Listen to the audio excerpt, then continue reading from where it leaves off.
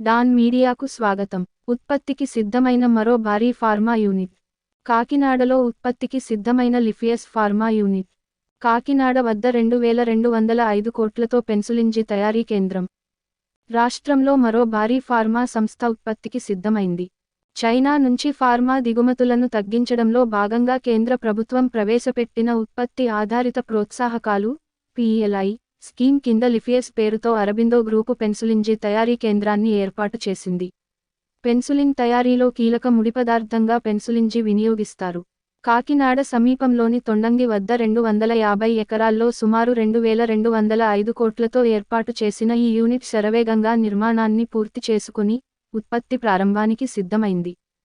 ఈ కర్మాగారంలో ఏటా 15,000 టన్నుల పెన్సులిన్ జి యూనిట్, 2,000 టన్నుల సామర్థ్యంతో 7 ACA యూనిట్ను అరబిందో గ్రూపు ఏర్పాటు చేసింది. ఈ యూనిట్లో 3,000 మందికి ప్రత్యక్షంగా ఉపాధి లభించనుంది.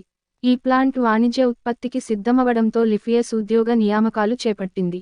BSc, MSc, BTech, biotechnology, microbiology కోర్సులు పూర్తి చేసిన వారిని వాక్-ఇన్ ఇంటర్వ్యూ ద్వారా ఎంపిక చేయనున్నట్లు లిఫియస్ ప్రకటించింది. ఈ నెల 22న హైదరాబాద్ బేగంపేట ఎయిర్పోర్టు వద్ద ఉన్న మనోహర్ హోటల్లో ఉదయం 9 నుంచి సాయంత్రం 4 గంటల వరకు ఇంటర్వ్యూలు నిర్వహిస్తారు. ఫెర్మిటేషన్స్లో ప్రొడక్షన్, మైక్రోబయోలజీ రంగాల్లో నియామకాలకు తాజాగా కోర్సు పూర్తి చేసిన వారి ఫ్రెషర్స్ దగ్గర నుంచి 10 ఏళ్ల అనుభవం ఉన్నవారికి అవకాశం కల్పిస్తోంది.